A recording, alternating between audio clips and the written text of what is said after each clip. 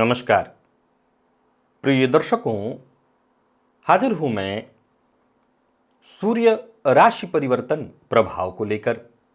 15 जनवरी 2024 प्रातः 3:05 पर भुवन भास्कर अपनी वर्तमान अग्नितत्वीय राशि धनु राशि को छोड़कर शनिदेव की साधारण राशि मकर राशि में प्रवेश करने जा रहे हैं, जहां की वो 13 फरवरी 2024 की दोपहर तक रहेंगे और इसके पश्चात कुंभ राशि में प्रवेश कर जाएंगे।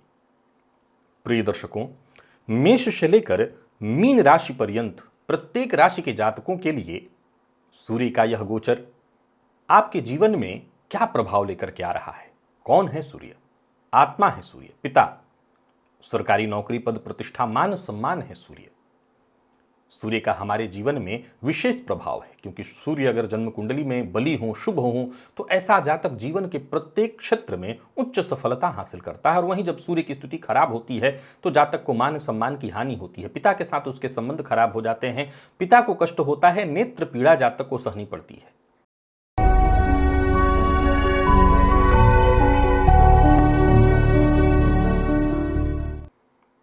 प्रिय दर्शकों, देखा जाए तो वैसे प्रत्येक माह सूर्य राशि परिवर्तन करते हैं, जिसे हम संक्रांति कहते हैं।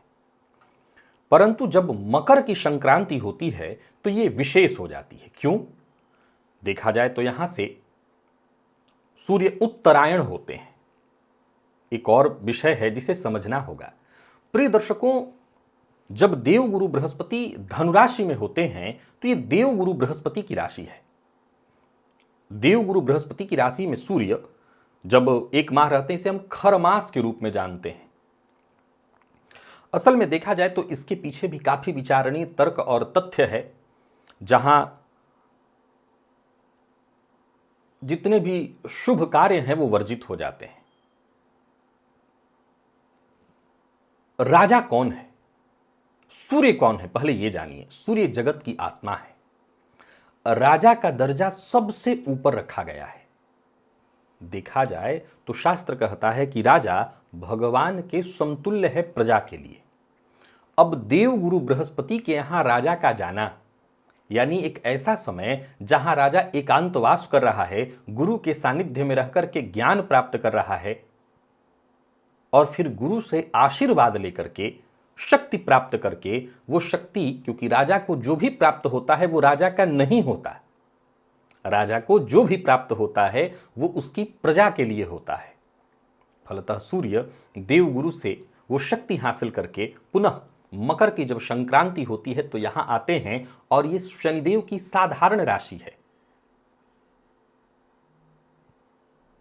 शनिदेव के साधारण राशि में प्रवेश करते ही राजा अपनी जो शक्ति है, जो ऊर्जा है, वो पुनः अपनी प्रजा पर जितना हो सके देना प्रारंभ कर देते हैं। आइए जान लें कि प्रत्येक राशि के जातकों के लिए सूर्य कैसा प्रभाव लेकर के आ रहे हैं। देवगुरु की राशि से निकलने के बाद किस राशि को वो कौन सी शक्ति प्रदान करने जा रहे हैं, आइए जान लेते हैं। तो चलिए बिना विलंब की चर्चा प्रारंभ करते हैं। यह राशिफल मैं आपको आपके चंद्र राशि के आधार पर बताने जा रहा हूं, यानी आपकी जन्म कुंडली में चंद्रमा जिस राशि में बैठे हैं वही आपकी जन्म राशि या चंद्र राशि है, उसी के आधार पर आप इस राशिफल को देखिए। सबसे पहली राशि मेष है।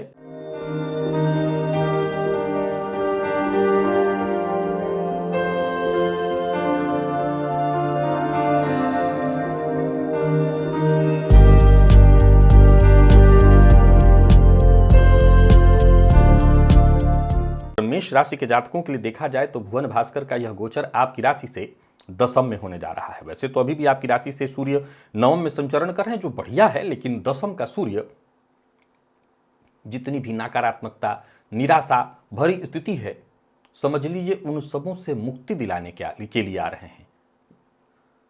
वो पुरानी बात हो गई। अब आपको एक नया सवेरा, एक नई शक्ति, एक नया एहसास, नई ऊर्जा की प्राप्ति होने जा रही है। कार्य क्षेत्र में उच्चाधिकारी अब आपसे संतुष्ट रहेंगे, आपके मान सम्मान में वृद्धि होगी। सूर्य के इस गोचर से आपको विशेष लाभ की संभावना है। यूं समझ लीजिए आपकी सभी महत्वाकांक्षाएं, आपकी योजनाएं पूर्ण होने वाली हैं। यह गोचर आपके लिए बहुत अनुकूल है। प्रगति के दृष्टिकोण से यह गोचर बहुत बढ़िया है। नई नौकरी के लिए प्रयत्नशील है, अभी तक आपको नौकरी प्राप्त नहीं है, कोई कार्य नहीं है तो आपको नौकरी मिलेगी। और व्यवसायी हैं या व्यवसाय करना चाहते हैं, व्यवसाय आरंभ करना चाहते हैं, यह गोचर आपको सफलता देने वाला है। किसी तरह की और परेशानी में है, कोर्ट कचहरी में जूझ रहे हैं तो उससे मुक्ति दिलाने आ रहे हैं सूर्य। सूर्य का यह गोचर चहुओर से, यूं समझ लीजिए हर दिशा से आपके लिए अनुकूल है। बस आगे बढ़ने की आवश्यकता है, पुरुषार्थ करने की आवश्यकता है। सूर्य के इस गोचर काल के दौरान चूंकि सूर्य आपके लिए देखा जाए तो पंचमपति बनकर के दशम में गोचर कर रहे हैं, जो कि अत्यंत श्रेष्ठ। चतुर्थ भाव पर दृष्टि के कारण माता के स्वास्थ्य का जरा ख्याल रखिएगा। राजनीति के क्षेत्र से जुड़े हुए हैं तो यह ध्यान रखिएगा कि अपने कार्य के प्रति ईमानदार बने रहिए और जिससे जो वादा करें उस वादा को अवश्य पूरा करिए। बाकी यह गोचर बहुत बढ़िया है मेष राशि के जातकों के लिए। जितना हो सके भुवन भास्कर की आराधना करिए, पिता का सम्मान करिए और अपनी दिनचर्या को सुधार करके रखिए। हमारी दिनचर्या ही सूर्य को खराब कर देती है। सूर्य को ठीक रखना है, अपनी दिनचर्या ठीक रखिए। वृषभ के जातकों के लिए सूर्य का यह गोचर आपकी राशि से नवम में होने जा रहा है। यह गोचर आपके लिए हर तरह से भाग्यवर्धक है, आपकी संतति के लिए भाग्यवर्धक है।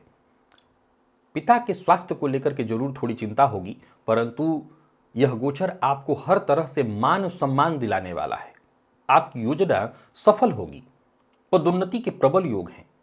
परिवार के मध्य कोई शुभ कार्य हो, कोई पूजा पाठ अनुष्ठान आदि का कार्य हो, बस पिता के स्वास्थ्य का जरा ख्याल रखिएगा। पिता के साथ संबंध मधुर बनाए रखिएगा कि ताकि आप चाहे जितनी भी पूजा पाठ तीर्थ यात्रा कुछ भी कर लीजिए, पिता का सम्मान यदि न कर रहे हों तो उस पूजा पाठ का कोई लाभ विशेष नहीं है। प्लानिंग के साथ काम करिएगा। जो विद्यार्थी हैं, जो उच्च शिक्षा ग्रहण करने वाले हैं, उनके लिए यह गोचर बहुत बढ़िया है। कुल मिलाकर के देखें तो सूर्य का मकर राशि में गोचर करना वृषभ राशि के जातकों के लिए अत्यंत श्रेष्ठ दिखाई पड़ रहा है। सूर्य आपके लिए चतुर्थ पति बनकर के नवम में गोचर करने जा रहे हैं। फलतः भूमि, भवन, वाहन, ये सभी जो सुख हैं, इस सुख की प्राप्ति कराएंगे। जनता में, समाज में मान सम्मान की वृद्धि कराएंगे। माता का साथ मिलेगा, माता के साथ संबंध और मधुर होने वाला है। मित्र का साथ मिलेगा, मित्र के सहयोग से काम बनेगा। नौकरी पेशा लोगों के लिए यह गोचर बहुत बढ़िया है। सरकारी नौकरी करने वालों के लिए भी बहुत बढ़िया, तो ही व्यापारियों के लिए भी अत्यंत श्रेष्ठ। और बात यदि विद्यार्थियों की करें तो कहना ही नहीं। बस भुवन भास्कर को अर्घ्य प्रदान करिए, पिता का सम्मान करिए, खान पान आपका नियंत्रित होना चाहिए। जहां भी रहिए, जो भी कार्य करिए, पूरी ईमानदारी के साथ करिए। सूर्य का यह गोचर आपके लिए बेहद श्रेष्ठ है। और बात यदि हम मिथुन की करें तो मिथुन के जातकों के लिए सूर्य का यह गोचर बहुत अनुकूल नहीं रहेगा। वैसे देखा जाए तो सूर्य अष्टम पति बनकर के आपकी राशि से तृतीय पति बनकर के अष्टम में जाकर के गोचर कर रहे हैं, तो आठवें से आठवां आपके कुछ मामलों में तो ये बहुत बढ़िया है, कुछ मामलों में चिंता की स्थिति उत्पन्न कराएगा। किन मामलों में अच्छा है? यदि आप साधना करना चाहते हैं, गुरु सानिध्य में रहकर के कोई मंत्र जप या सिद्धि पाना चाहते हैं, ज्योतिष सीखना चाहते हैं, किसी भी तरह के धर्मादि कृत्यों से जुड़कर के अगर आगे बढ़ना चाहते हैं तो ठीक है। आठवें से तीसरे से आठवें में गए हैं, आठवें से आठवां होता है तीसरा। फलतः ये आयु के दृष्टिकोण से ठीक है, परंतु वाणी में थोड़ी कड़वाहट उत्पन्न होगी। परिवार के बीच कोई अचानक ऐसी घटना भी घटित हो सकती है जिसका परिणाम बहुत अनुकूल नहीं कहा जा सकता। आपको सबसे पहले तो अपनी जीवन शैली में सुधार लाना होगा। जब मैंने बात ये कह दी कि साधना का ये समय है, तो सीधी सी बात है कि बिना आचरण शुद्ध किए, बिना अपनी दिनचर्या को ठीक किए, बिना अपना रहन सहन ठीक किए आप साधना तो कर नहीं सकते। और अगर आप अपनी दिनचर्या ठीक कर लेते हैं, अपने रहन सहन को ठीक कर लेते हैं, खान पान आपका सही हो जाता है, तो फिर चिंता की कोई बात नहीं है। समय प्रतिकूल नहीं है बल्कि अनुकूल है। और पिता के स्वास्थ्य का विशेष ख्याल रखिएगा। पिता के साथ संबंध मधुर बनाए रखने का प्रयत्न करिएगा। कुटुंब के सदस्यों का भी, चाहे वो जो भी लोग हों, सबका सम्मान करिए। आपकी वाणी से किसी को चोट नहीं पहुंचना चाहिए। वाहन इत्यादि चलाते समय विशेष सावधानी बरतिएगा। इस गोचर काल के दौरान विशेष रूप से आपको आदित्य हृदय स्तोत्र का पाठ करना चाहिए। साथ ही साथ भुवन भास्कर को अर्घ्य प्रदान करना चाहिए, पिता का सम्मान करना चाहिए, ताकि यह समय आपके लिए विशेष लाभदायक सिद्धिदायक सिद्ध हो। कर्क के जातकों के लिए सूर्य का यह गोचर सप्तम में होने जा रहा है। और देखा जाए तो सूर्य द्वितीय पति बनकर के आपके सप्तम में गोचर करेंगे। यह गोचर आपके लिए भी बहुत अनुकूल नहीं होगा। अब देखा जाए तो सप्तम भाव कामनाओं का भाव है, और यहां पर द्वितीय पति यानी धनपति का जाकर के बैठना धन के दृष्टिकोण से विशेष चिंता उत्पन्न नहीं करेगा। फिर ये जीवन साथी से मतभेद कराएगा, जीवन साथी से विवाद कराएगा। यहां सूर्य अपने ही घर से षडाष्टक योग बना करके सप्तम में गोचर करेंगे तो पार्टनरशिप को बाधित कर देगा। सूर्य में तेज है, अग्नि है, जलाते हैं। देखिए एक बात सदैव ध्यान रखिए, सूर्य ग्रहों के राजा हैं। जब ये अष्टम में बुरा नहीं कर रहे हैं तो सप्तम में काहे बुरा करेंगे? बुरा करने का तो सवाल ही नहीं उठता। लेकिन सूर्य का अपना ताप है, अपना तेज है, और उस तेज को यदि सहन करना है तो फिर वो आचरण चाहिए। उसी आचरण के साथ अगर आप आगे बढ़ेंगे तो उस तेज को सहन कर पाएंगे। इस गोचर काल के दौरान सबसे पहले तो अपने अहंकार पर नियंत्रण रखना होगा।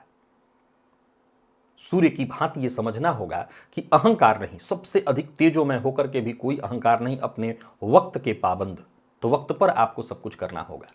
किसी भी तरह से, चाहे वो पार्टनर हो, जीवन साथी हो, इनके साथ वैचारिक मतभेद की अवस्था में चुप हो जाना, शांत हो जाना, जरा जरा सी बात पर आप भड़क जाएंगे, इसी के चलते परेशानी होगी। इसी पर आपको नियंत्रण बनाए रखना है। जो भी परेशानी होगी आपके क्रोध, आपके अहंकार के कारण होगी। वाणी पर नियंत्रण रखना है। जीवन साथी के स्वास्थ्य का विशेष ख्याल रखिएगा। कोई नया व्यापार शुरू करने की सोच रहे हैं, पार्टनरशिप में कोई कार्य शुरू करने की सोच रहे हैं, बहुत सावधान होकर के सामने वाले को भी आपको उतना ही सम्मान देना है। और इस गोचर काल के दौरान आदित्य हृदय स्तोत्र का पाठ, गायत्री मंत्र का जप, भुवन भास्कर को अर्घ्य देना, पिता का सम्मान करना, गलत आचरण, गलत चाल चलन से बचना, बस इतना आपने कर लिया तो फिर शांति से यह गोचर निकलेगा। सिंह के लिए यह गोचर आपकी राशि से षष्ठ में होने जा रहा है। आपके राशिपति बने सूर्य षष्ठ में गोचर करेंगे, फलतः संघर्ष में वृद्धि होगी। चूंकि धनुराशि से निकले हैं, गुरु का आशीर्वाद लिए हैं, तो जाहिर सी बात है आपके लिए कुछ ना कुछ बेहतर तो होगा ही। फलतः जीवन में जितनी भी परेशानियां हैं, समझ लीजिए कि मकर की यह संक्रांति आपके जीवन काल में उन परेशानियों को आपसे दूर कराने के लिए आ रही है।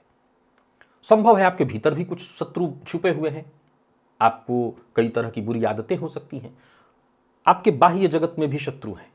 इन सबों से आपको ये जिताने के लिए आ रहे हैं। अब इस सफाई में हो सकता है आपको थोड़ा कष्ट हो सकता है थोड़ी परेशानी आपको महसूस हो, लेकिन घबराइए मत, सफाई कार्य चल रहा है। तो ये अवरोध जो आपको महसूस हो रहा है वो कुछ बन रहा है, इसलिए कोर्ट कचहरी का भी कोई चक्कर हो तो वहां समझ लीजिए सब कुछ आपके अनुकूल है। गति थोड़ी धीमी भी मिले तो घबराइएगा मत, शनिदेव की राशि में है, सो थोड़ी गति धीमी दिखाएंगे लेकिन रिजल्ट बहुत बेहतर ले आएंगे। दूसरों पर अच्छा प्रभाव डालेंगे, बस स्वास्थ्य का ख्याल रखिएगा। सूर्य पित्त उत्पन्न करते हैं, तो खान पान ऐसा न हो, जिन ऐसी चीजें जिसमें पित्त अधिक होती हूं उन चीजों का भक्षण छोड़ दीजिए। और साथ ही साथ वाहन इत्यादि चलाते समय सावधानी बरतिएगा, चोट चपेट की घटना ना घटित हो। खान पान पर जितना हो सके सुधार रखिएगा। इस गोचर काल के दौरान उधार देना लेना बिल्कुल ठीक नहीं है। हाँ, कागजात इत्यादि पर साइन करना है तो अच्छे से उसका अध्ययन करके आप कर सकते हैं। बस इतना ध्यान रखिएगा। मैं एक ही बात कहूंगा कि अभी आपको महसूस होगा कि थोड़ी परेशानी हो रही है, लेकिन ये जो गोचर शुरू हुआ है आपकी समस्याओं को दूर करने के लिए हुआ है। सो सोच समझ करके बस आगे बढ़िए, भुवन भास्कर को अर्घ्य प्रदान करिए, पिता का सम्मान करिए, और 100 बातों की एक बात, गलत आचरण बिल्कुल बर्दाश्त नहीं करेंगे सूर्य। सो गलत आचरण नहीं चाहिए। कन्या के जातकों के लिए यह गोचर आपकी राशि से पंचम में होने जा रहा है। सूर्य द्वादशपति बनकर के पंचम में गोचर करेंगे तो ये कुछ अच्छा और कुछ बुरा दोनों ही बातों को प्रदर्शित कर रहा है। बुरा है स्वास्थ्य के दृष्टिकोण से, पंचम भाव पेट का है तो पेट में जलन, पेट से संबंधित परेशानी, पित्त से संबंधित परेशानी, गर्भवती महिलाओं को कष्ट। कन्या राशि के जो लोग हैं आपको अपने संतान पक्ष से चिंता होने वाली है। लेकिन यदि हम बात विद्यार्थियों की करें जो निरंतर अध्ययन में लगे हुए हैं, उनके लिए कहीं ना कहीं अनुकूल है। हम बात करें उन लोगों की जो किसी तरह की साधना करना चाहते हैं, कोई सिद्धि करना चाहते हैं, उनके लिए ठीक है। जो आध्यात्म के मार्ग पर आगे बढ़ना चाहते हैं उनके लिए गोचर अनुकूल प्रतीत हो रहा है।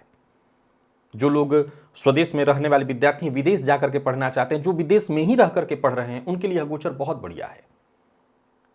तो थोड़ी सावधानी की आवश्यकता पड़ेगी। आपकी दिनचर्या सही हो, विशेषकर गर्भवती महिलाएं तो विशेष ही सचेत रहें इस गोचर काल के दौरान। यह गोचर आपको थोड़ी परेशानी में डाल देगा। आर्थिक दृष्टिकोण से कहीं चिंता की कोई आवश्यकता नहीं। धर्म के पथ पर चलकर और फिर जो भी आपको पाना हो, जो भी आपकी महत्वाकांक्षा हो, उसे प्राप्त करने के लिए आप प्रयत्न करिए। कोई नया कार्य प्रारंभ करना है, प्रयत्न करिए, समय लाभदायक सिद्ध होगा। संतान के स्वास्थ्य का विशेष ख्याल रखिएगा। दाम्पत्य जीवन में भी मतभेद और प्रेम संबंध में भी तू मैं मतभेद की स्थिति रहेगी। भुवन भास्कर को वर्ग दीजिए। आदित्य हृदय स्तोत्र का पाठ करिए। पिता का सम्मान करिए। गलत खान पान से बचिए। मद्यपान मांसाहार बिल्कुल नहीं लेना। तुला के जातकों के लिए सूर्य का यह गोचर आपकी राशि से चतुर्थ में होने जा रहा है। लाभपति बने सूर्य आपकी राशि से चतुर्थ में गोचर करेंगे तो 80% तो बहुत अच्छा, 20% थोड़ी परेशानी है, उसे समझ लीजिए। यह गोचर बहुत बढ़िया है। स्वदेश से विदेश जाना चाहते हैं तो जा सकते हैं। घर से थोड़ा दूर भी रहना पड़ सकता है, लेकिन वो आपके लिए लाभप्रद होगा। शिक्षा के दृष्टिकोण से यह गोचर बहुत बढ़िया है। नौकरी पेशा लोगों के लिए तो बहुत ही बढ़िया। कार्य क्षेत्र में कहीं कोई परेशानी चल रही थी तो उससे आपको मुक्ति मिलेगी। पिता के साथ संबंध में थोड़ा खटास उत्पन्न हो सकता है, उससे आपको बचना होगा। यात्रा करिए। आर्थिक दृष्टिकोण से यह समय अनुकूल होने वाला है। प्रॉपर्टी खरीदना, प्रॉपर्टी बेचना दोनों आपके पक्ष में है। अधिक धन खर्च भी हो तो अच्छी प्रॉपर्टी आपको मिलेगी। जिन लोगों को हार्ट की प्रॉब्लम है वो अपने स्वास्थ्य का विशेष ख्याल रखें। इस गोचर काल के दौरान माता के स्वास्थ्य का भी आपको विशेष ख्याल रखना है। ब्लड प्रेशर इत्यादि की जिनको शिकायत है उनके लिए विशेष करके, जिनको हार्ट प्रॉब्लम है मैंने बता दिया, जिनको जोड़ों की दर्द की शिकायत है, हड्डियों से संबंधित परेशानी, वो अपने स्वास्थ्य का ख्याल रखें। वाहन इत्यादि चलाते समय विशेष सावधानी बरतने की आवश्यकता है। बाकी देखा जाए तो यह गोचर तुला राशि के जातकों के लिए जैसा मैंने कहा 80% बहुत अच्छा है। जो 20% खराब हो रहा है उसके लिए आप भुवन भास्कर को अर्घ्य दीजिए। पिता का सम्मान करिए। गलत आचरण, गलत संगति, गलत खान पान, क्योंकि चौथा भाव मित्रता का भी है, तो गलत संगति इत्यादि से बचिए। फिर देखिए, चिंता की कोई आवश्यकता नहीं, यह गोचर आपके लिए उत्तम सिद्ध होगा।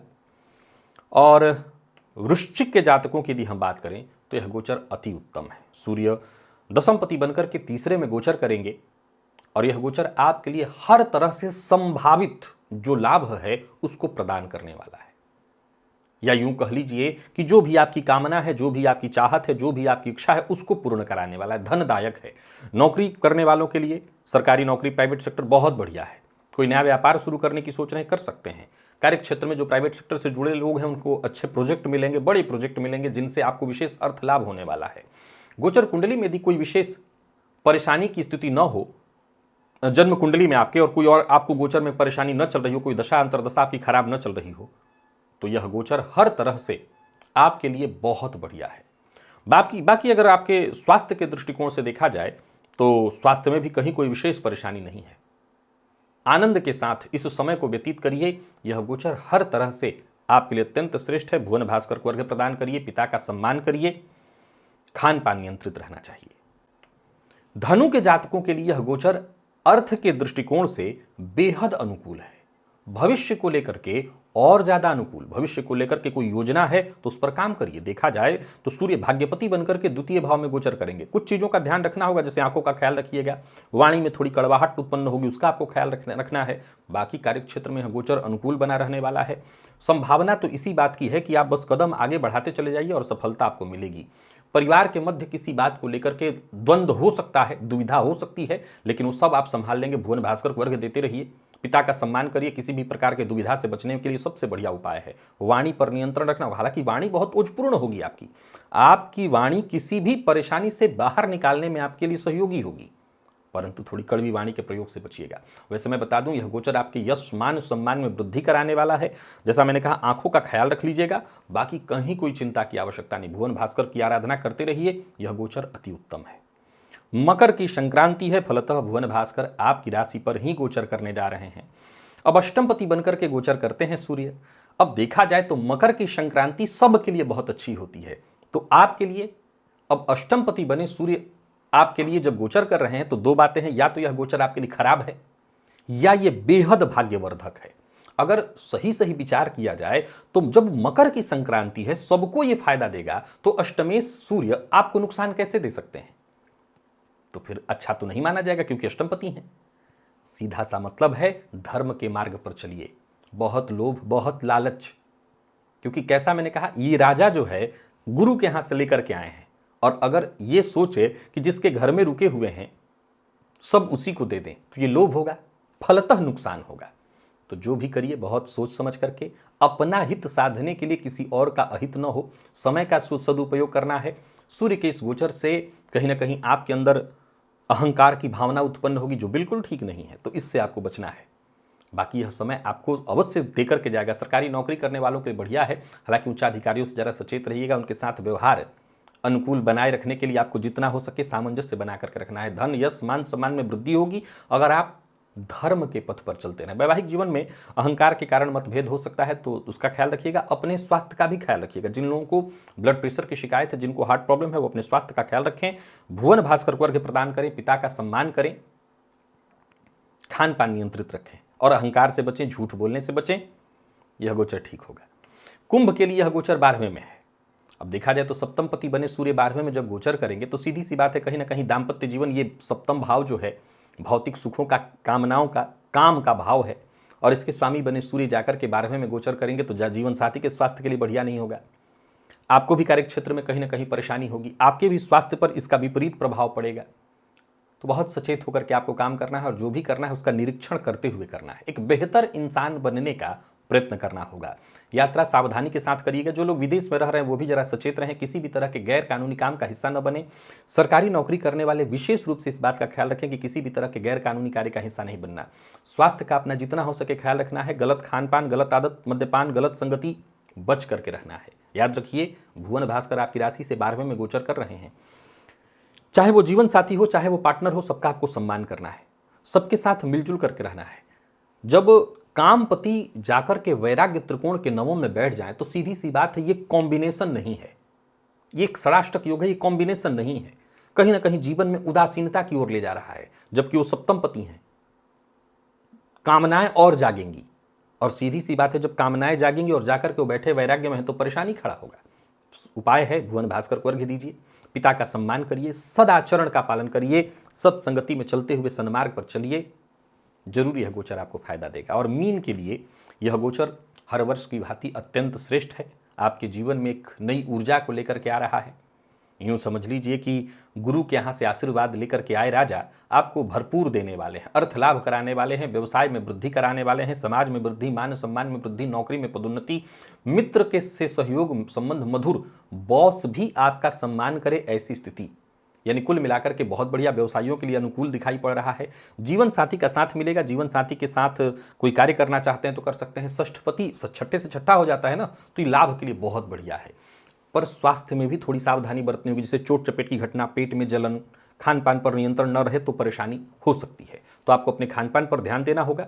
स्वास्थ्य में चोट चपेट न लगे इसका ध्यान रखना होगा। जिनको हड्डियों का, जोड़ों का दर्द है वो अपने स्वास्थ्य का विशेष ख्याल रखें। और सबसे जरूरी उपाय क्या है, भुवन भास्कर को अर्घ्य दीजिए, पिता का सम्मान करिए, गलत संगति मत पड़िए, गलत मार्ग पर मत चलिए। बाकी सोचने की आवश्यकता नहीं। मीन के जातकों के लिए यह गोचर अति उत्तम है। तो प्रिय दर्शकों, ये था मेष से लेकर के मीन राशि पर्यंत प्रत्येक राशि के जातकों के लिए सूर्य राशि परिवर्तन का प्रभाव। आज के लिए बस इतना ही। इजाजत दीजिए, पुनः मुलाकात होगी। तब तक के लिए नमस्कार।